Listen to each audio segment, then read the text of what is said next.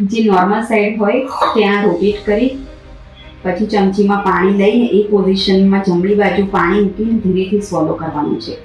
આ સ્વોલો કરતાં પહેલાં સૌથી પહેલાં ગળાના ભાગમાં ધીરે ધીરે આ રીતે હાથ ફેરવવાનો છે અને અમારી ભાષામાં ટેક્ટાઇલ સેન્સેશન કહેવાય. એનાથી પણ ધીરે ધીરે ગળવાની પ્રક્રિયા કરી શકાય છે અને ગળવાની પ્રક્રિયા ઇમ્પ્રૂવ થાય છે. જે લોકોએ ઓપરેશન કરાવેલું હોય એ લોકોએ નોર્મલ ભાગ આગળ ગળાને ફેરવી એ બાજુના જીભના પાછળના ભાગમાં પાણી મૂકવાથી ધીરે ધીરે ગળવાની પ્રક્રિયા ઇમ્પ્રૂવ થઈ શકે છે. જો ચમચીથી ઉધરસ ના આવે તો ગ્લાસથી એક ઘૂંટડો લઈને પણ આ રીતે પી શકાય છે.